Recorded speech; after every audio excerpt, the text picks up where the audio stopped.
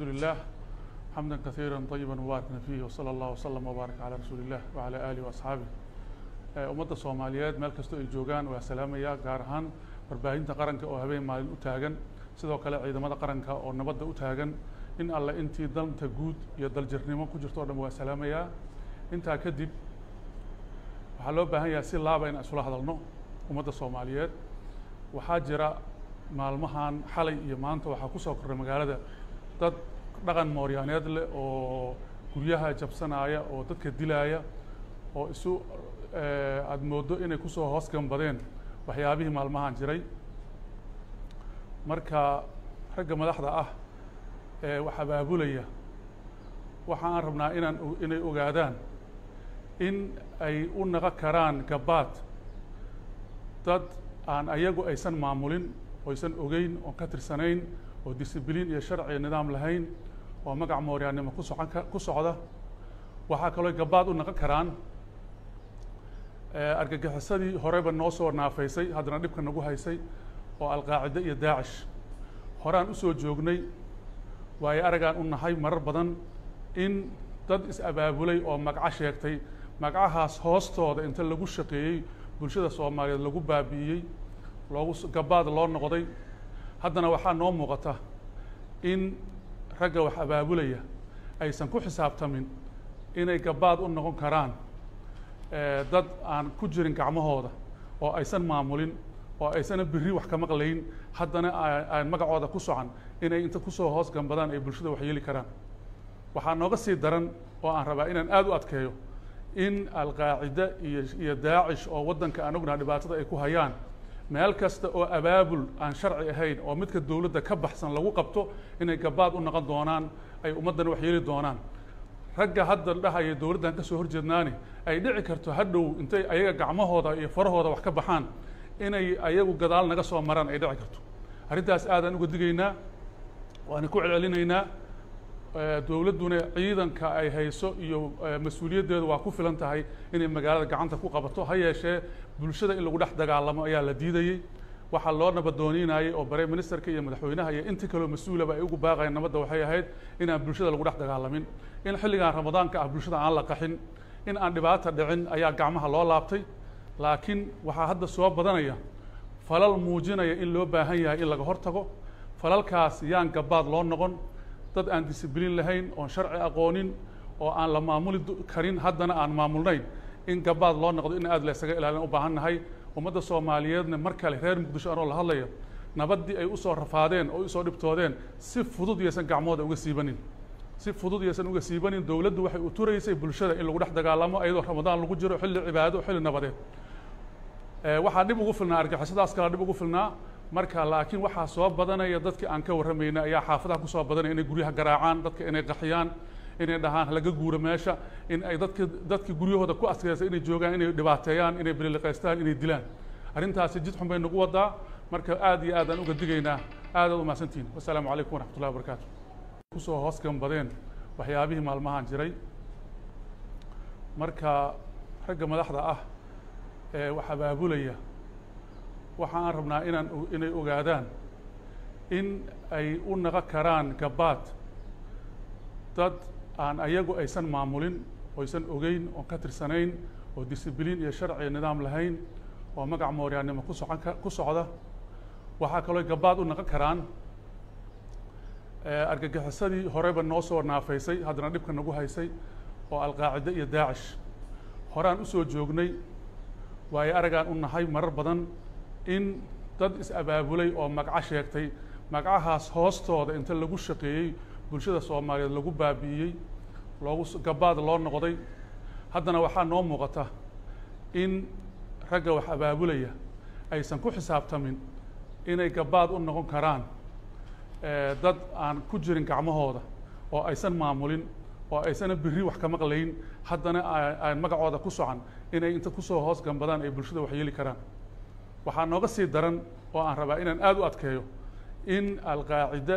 iyo daacish oo waddanka aan ognahay dhibaatada ay ku hayaan meel kasta oo abaabul aan sharci ahayn oo midka dawladda ka baxsan lagu qabto inay gabaad u noqon doonaan ay ummaddan wax yeeli doonaan ragga hadda dhahaya dowladdan ka soo horjeednaani ay dhici karto hadhow intay ayaga gacmahooda iyo farahooda wax ka baxaan inay ayagu gadaal naga soo maraan ay dhici karto arrintaas aadaan uga digaynaa waana ku celcelinaynaa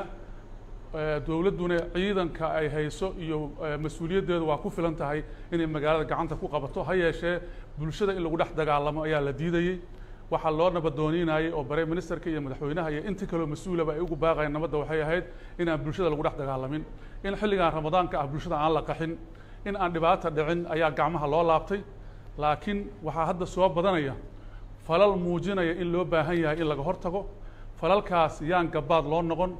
dad aan discibliin lahayn oon sharci aqoonin oo aan la maamuli karin haddana aan maamulnayn in gabaad loo noqdo in aad la isaga ilaalin u baahan nahay ummadda soomaaliyeedna mar kale reer muqdisho anoo la hadlayo nabaddii ay usoo rafaadeen oo usoo dhibtoodeen si fudud yaysan gacmooda uga siibanin si fudud yaysan uga siibanin dowladdu waxay u turaysay bulshada in lagu dhex dagaalamo iyadoo ramadaan lagu jiro xilli cibaado xilli nabadeed waxaa dhib ugu filnaa argixisadaas kala dhib ugu filnaa marka laakiin waxaa soo badanaya dadkii aan ka warramayna ayaa xaafadaha ku soo badanaya inay guryaha garaacaan dadka inay qaxiyaan inay dhahaan laga guuro meesha in ay dadki guryahooda ku askeysay inay joogaan inay dhibaateeyaan inay bililiqaystaan inay dilaan arrintaasi jid xun bay nagu wadaa marka aad iyo aad aan uga digaynaa aadaad u mahadsantihiin wassalaamu calaykum waraxmat ullahi wabarakaatu alxamdulilah xamdan kasiiran طayiban mubaarakna fiihi wasala allahu wasalam wabaarak calaa rasuuli illah wacala aalihi waasxaabih ummadda soomaaliyeed meel kastoo ay joogaan waa salaamaya gaar ahaan warbaahinta qaranka oo habeen maalin u taagan sidoo kale ciidamada qaranka oo nabadda u taagan in alle intii danta guud iyo daljirnimo ku jirto o dhan waa salaamayaa intaa kadib waxaa loo baahan yahay si laaba in isula hadalno ummadda soomaaliyeed waxaa jira maalmahan xalay iyo maanta waxaa ku soo korray magaalada dad dhaqan mooryaaneed leh oo guryaha jabsanaya oo dadka dilaaya oo isu aada mooddo inay kusoo hoos gambadeen waxyaabihii maalmahan jiray marka ragga madaxda ah ee wax abaabulaya waxa aan rabnaa inay ogaadaan in ay u naqon karaan gabaad dad aan ayagu aysan maamulin oo aysan ogeyn oon ka tirsanayn oo discibliin iyo sharci nidaam lahayn oo magac mooryaannimo ku socda waxaa kaloo gabaad u naqon karaan argagixisadii horeba noo soo naafaysay haddana dhibka nagu haysay oo alqaacide iyo daacish horaan usoo joognay waayo aragaan u nahay marar badan in dad is-abaabulay oo magaco sheegtay magacahaas hoostooda inta lagu shaqeeyey bulshada soomaaliyeed lagu baabi'iyey gabaad loo noqday haddana waxaa noo muuqata in ragga wax abaabulaya aysan ku xisaabtamin inay gabaad u noqon karaan dad aan ku jirin gacmahooda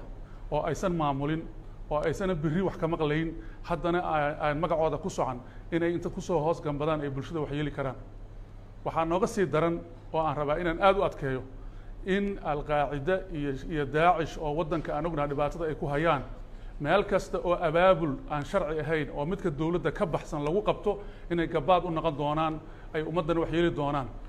ragga hadda dhahaya dowladdan ka soo horjeednaani ay dhici karto hadhow intay ayaga gacmahooda iyo farahooda wax ka baxaan inay ayagu gadaal naga soo maraan ay dhici karto arrintaas aadaan uga digaynaa waana ku celcelinaynaa dowladduna ciidanka ay hayso iyo mas-uuliyaddeedu waa ku filan tahay inay magaalada gacanta ku qabato ha yeeshee bulshada in lagu dhex dagaalamo ayaa la diidayey waxaa loo nabadooniinayay oo bare ministerka iyo madaxweynaha iyo intii kaloo mas-uulaba ay ugu baaqayeen nabadda waxay ahayd inaan bulshada lagu dhex dagaalamin in xilligan ramadaanka ah bulshada aan la qaxin in aan dhibaata dhicin ayaa gacmaha loo laabtay laakiin waxaa hadda soo badanaya falal muujinaya in loo baahan yahay in laga hortago falalkaas yaan gabaad loo noqon dad aan discibliin lahayn oon sharci aqoonin oo aan la maamuli karin haddana aan maamulnayn in gabaad loo noqdo in aad la isaga ilaalin u baahan nahay ummadda soomaaliyeedna mar kale reer muqdisho anoo la hadlayo nabaddii ay usoo rafaadeen oo usoo dhibtoodeen si fudud yaysan gacmooda uga siibanin si fudud yaysan uga siibanin dowladdu waxay u turaysay bulshada in lagu dhex dagaalamo iyadoo ramadaan lagu jiro xilli cibaado xilli nabadeed waxaa dhib ugu filnaa argixisadaas kala dhib ugu filnaa marka laakiin waxaa soo badanaya dadkii aan ka warramayna ayaa xaafadaha ku soo badanaya inay guryaha garaacaan dadka inay qaxiyaan inay dhahaan laga guuro meesha in ay dadki guryahooda ku askeysay inay joogaan inay dhibaateeyaan inay bililiqaystaan inay dilaan arrintaasi jid xun bay nagu wadaa marka aad iyo aad aan uga digaynaa aadaad u mahadsantihiin wassalaamu calaykum waraxmat ullahi wabarakaatu